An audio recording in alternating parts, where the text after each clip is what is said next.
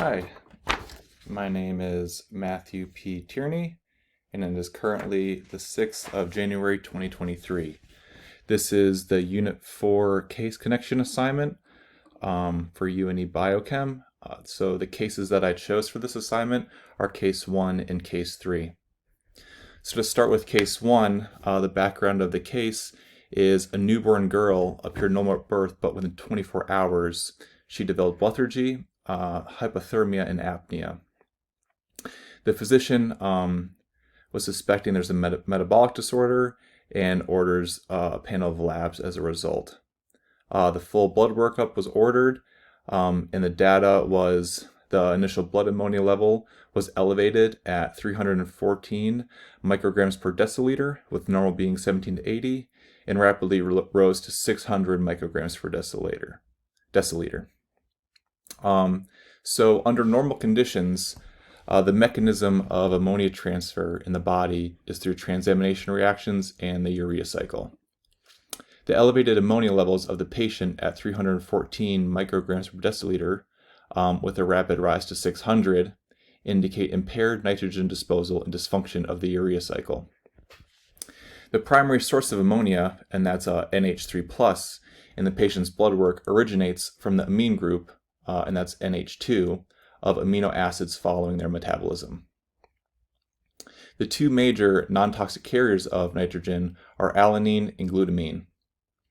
These two amino acids are transported through the circulatory system, where nitrogen can be disposed of in the liver through the urea cycle, and alanine can support glucose metabolism through gluconeogenesis. Since the body's pool of amino acids are in constant flux in the fed and fasted state, proper control of nitrogen in the body is important. Nitrogen is transported through a series of transamination reactions followed by oxidative deaminations in the liver, where ammonia is incorporated into urea, the molecule used for disposal. The three essential enzymes that maintain this transport and balance are glutamate dehydrogenase, and that's abbreviated GDH, glutamine synthase, and glutaminase. The first key reaction is an initial transamination, where an amine group, that's NH2, is transferred from an amino acid to an alternative keto acid. An example of this is alanine's transamination by the aminotransferase alanine aminotransferase, which is abbreviated ALT. In this reaction, alanine is deaminated by ALT to create pyruvate. Alpha-ketoglutarate receives the amine group from alanine to form glutamate.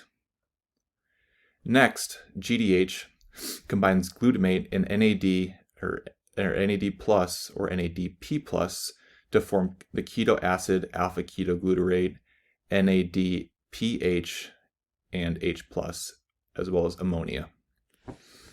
This reaction usually takes place in the liver and is influenced by cellular needs, levels of NAD and NAD+, and levels of free ammonia. The free ammonia product can then enter the urea cycle for disposal. This reaction can run in either direction, where the reverse of this reaction fixes ammonia back to glutamate. Glutamate generated in tissues can fix additional free ammonia, and that's nitrogen, through a reaction with glutamine synthase. In this reaction, glutamine synthase combines glutamate, NH4, and ATP to form glutamine, H2O, and ADP. Glutamine can then enter circulation to the liver for disposal. And again, glutamine is a non-toxic carrier of nitrogen, which is why it needs to be put on glutamine. So in the liver, our third critical enzyme, glutaminase, deaminates glutamine using water to create free ammonium and reform glutamate. The free ammonium can now enter the urea cycle for disposal, and then glutamate can undergo a reaction with GDH in the liver to free the remaining ammonia ion for further disposal through the urea cycle. In the fasted state, nitrogen transport is connected to gluconeogenesis through the alanine glucose cycle. This process shuttles alanine from peripheral tissues that were created through protein catabolism and transamination of glutamate with pyruvate to make alanine using ALT. Alanine can then enter circulation to the liver. Once in the liver, alanine transfers the ammonia back to alpha-ketoglutarate to form pyruvate. Pyruvate can then enter gluconeogenesis to create glucose and maintain homeostasis for the blood and brain. So the patient here has elevated orotate levels, and that's 473 micromoles per liter. So this elevation indicates that there is an excess carbamoyl phosphate, and that's abbreviated CAP. So carbamoyl phosphate is a substrate for both the urea cycle and pyrimidine synthesis in the cytosol. As part of pyrimidine synthesis pathway, carbamoyl phosphate creates orotic acid through a series of reactions and enzymes. Elevated orotate indicates that excess CAP from the urea cycle is shunted from the mitochondria to pyrimidine synthesis in the cytosol. Elevated CAP indicates that the urea cycle regulatory enzyme, carbamoyl phosphate synthetase 1, is most likely impaired. In this case, carbamoyl phosphate synthetase 1 is functioning to create CAP, but the following enzyme in the cycle is deficient, which is ornithine carbamoyl transferase, abbreviated OTC. OTC deficiencies are the most common of the urea cycle deficiencies. Ornithine carbamoyl transferase combines CAP with ornithine to create citrulline. Deficiency in this enzyme creates a buildup of CAP and reduction in citrulline. While citrulline is not shown to be low in this patient's blood panel at 10 micromolar, it is on the lower side of normal values, which range from 12 to 55 micromolar. Elevated ammonia supports this finding since there is a block in the pathway limiting the amount of ammonia that can be processed. Another key marker to support this diagnosis is low arginine, another intermediate of the urea cycle downstream of CAP. Arginosuccinate is metabolized by arginosuccinate lyase to create fumarate and arginine. Arginine is a non-essential amino acid, meaning it is not necessary to acquire through the diet since the body can create it through the urea cycle. In a patient with an OTC deficiency, arginine cannot be synthesized through the urea cycle. Arginine therefore becomes an essential amino acid and must be obtained through dietary means. Arginine is critical in the body for nitric oxide homeostasis. Patients with an OTC deficiency causing hyperammonemia exhibit poor feeding, irritability, seizure, respiratory failure, coma, and are at an increased risk for developing cardiovascular thrombotic complications. This condition requires many interventions and treatment methods, so therefore it's good that it was caught early in this case for this newborn, and hopefully she can get the treatment she needs to start treating these deficiencies. So that concludes case 1. So case 3, background is a 47-year-old man has severe pain in his right great toe. He's unable to bear weight without any apparent trauma being the result. He reports that the pain started last night and continued to increase in severity. Based on physical exam, he's diagnosed with gout. So the results for the individual were a 10.5 milligrams per 100 milliliter plasma urate, which is elevated, with normal being anywhere below 7 milligrams per 100 milliliters. And then his urinary uric acid was low at 215 milligrams over 24 hours with a normal value of 413 and up.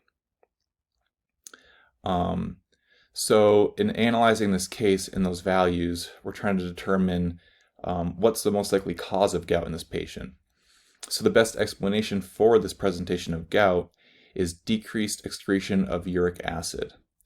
So decreased excretion is observed through elevated plasma urate at 10.5 milligrams per 100 milliliters, which is elevated from normal around 7, and decreased urinary uric acid at 215 milligrams over 24 hours. So decreased excretion can be caused by excessive alcohol consumption. Increased alcohol consumption causes an increase in lactic acid. This in turn creates competing excretion between lactic acid and uric acid. Decreased excretion of uric acid creates increased retention in the joints and formation of small crystals that cause the joint pain seen in gout, and particularly in this patient's large toe.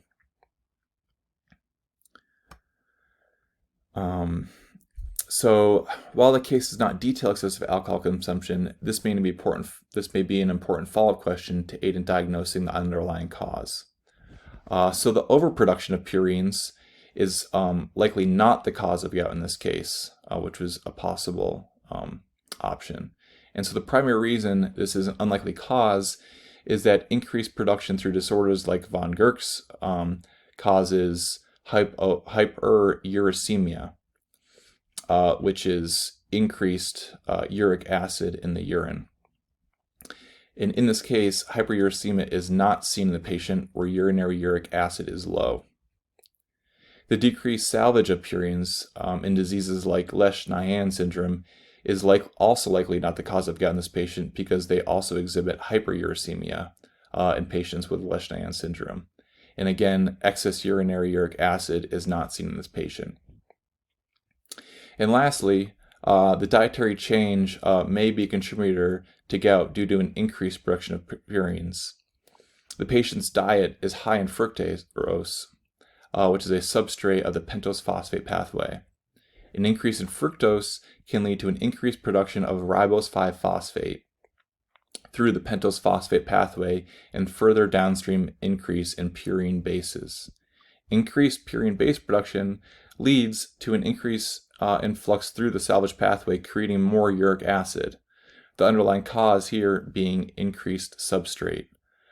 So in this patient, if they were to decrease their alcohol consumption and lower their sugar intake, they should see a decrease in symptoms and hopefully no longer any gout.